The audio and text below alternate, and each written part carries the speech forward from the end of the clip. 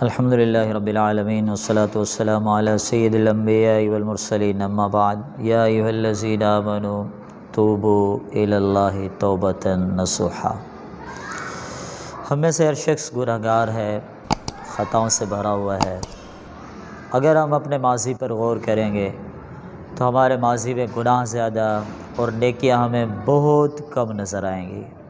یقیناً غیبت کے مقابلے میں دوسری گفتگو انتہائی شاید تھوڑی نظر آئے گی، لہٰذا ہمیں ایک سچی توبہ کی ضرورت ہے، ایک ایسی سچی توبہ جو ہماری زندگی کے تمام گناہوں کا خاتمہ کر دے۔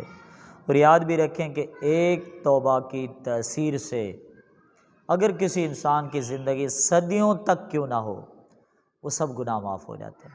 اور یقیناً اللہ تعالیٰ معاف کرنے والا ہے، اس کا نام الغفار ہے، یعنی بار بار معاف کرنے والا۔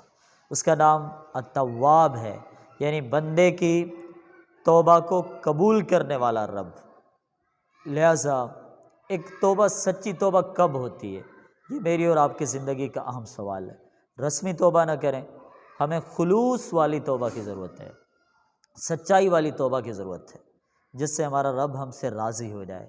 آپ سوچیں، ہم اللہ تعالیٰ کی رضا کا سوال لے کے جا رہے ہیں، اپنے تمام گناہوں کے خاتمے کی بات کر رہے ہیں، تو اس کے لیے ہمیں کتنا خلوص چاہیے، ہمیں کتنی سچائی چاہیے، کتنی عاجزی چاہیے۔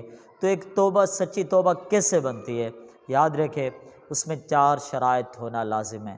نمبر 1، ان یقلع عن المعصیہ، کہ آپ گناہ کو چھوڑ دیں۔ جس گناہ سے آپ توبہ کر رہے ہیں، آپ اس کو چھوڑ چکے ہوں، آپ اس سے الگ ہو جائیں، یہ پہلی شرط ہے۔ دوسری، ان یندم علی فعلہ، آپ شرمندہ ہوں اپنے گناہ پر۔ یہاں پر ایک جملہ یاد رکھیں، بڑا ظالم ہے وہ انسان جس کے دل سے اللہ کا حیا نکل گیا ہو۔ وہ گنہگار بھی ہے لیکن پھر بھی تکبر کر رہا ہے، پھر بھی اکڑتا ہے، تو گویا کہ اس کے دل سے اللہ کا حیا نکل گیا، اللہ تعالیٰ کی ذات کا شرم اس کے دل سے خارج ہو گیا۔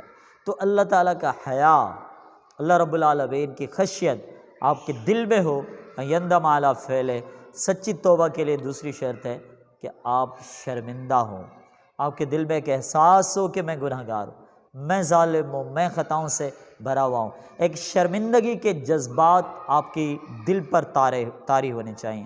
پھر اس کے بعد اللہ یعود الیہ ابدا، آپ کے دل میں ایک مضبوط ارادہ ہو، ایک پختہ عزم ہو، ایک اٹل عزم ہو آپ کے دل میں کہ میں نے گناہوں کی طرف نہیں لوٹنا، میرا دوبارہ گناہ کرنے کا کوئی ارادہ ہی نہیں ہے۔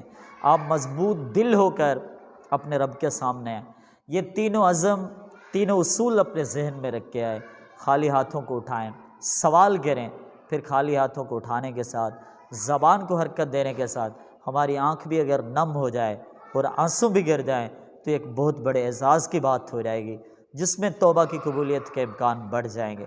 نمبر 4، اگر آپ نے کسی کا حق چھین لیا ہے، کسی پر ظلم کیا ہے، غصب کیا ہے، الزام لگایا ہے، بہتان باندھا ہے، یا یہ بھی ہو سکتا ہے آپ نے کسی کی غیبت کی ہے، تو یاد رکھیں پھر چوتھی شرط ہے کہ آپ آج ہی جائیں، اس سے معذرت کر لیں، آج ہی جائیں، اس مظلوم کا حق اس کو واپس دے دیں۔ اس میں کوئی دیر نہ ہونی چاہیے۔ اگر آپ چاہتے ہیں کہ میرا رب میری توبہ قبول کر لے، میرا رب میرے گناہوں کو مجھے معاف کر دے، تو توبہ کرنے سے پہلے جائیں مظلوم کے پاس، اپنے معاملے کی تلافی کریں، اس سے معذرت مانگیں اور اس سے یہ گزارش کریں کہ اللہ کی رضا کے لیے وہ آپ کو معاف کر دے۔ لہذا جب اس نے معاف کر دیا تو یقیناً مظلوم کے معاف کرنے کے بعد اللہ تعالیٰ تو ارحم الراحمین ہے، وہ ہمیں ضرور معاف کر دے گا۔ لہذا جس توبہ میں یہ 4 شرائط پائی جاتی ہیں، انشاءاللہ پھر چند دنوں کے گناہ کیا بلکہ زندگی کے گناہوں کا خاتمہ ہو جائے گا۔ اسی اللہ تعالیٰ نے فرمایا توبوا الی اللہ توبۃ نصوحا، اللہ کی طرف توبہ کرو، لیکن وہ توبہ جو رسمی نہیں بلکہ سچی توبہ ہو۔ اللہ تعالیٰ مجھے اور آپ کو وہ سچی توبہ عطا فرمائے، جس کے بعد اللہ تمام گناہوں کو معاف کر دیتا ہے اور اپنے بندے سے راضی ہو جاتا ہے۔ اللہ ہمارے گناہوں کو معاف فرمائے، ہماری توبہ کو قبول فرمائے، آمین۔ آخر دعوانا ان الحمدللہ رب العالمین۔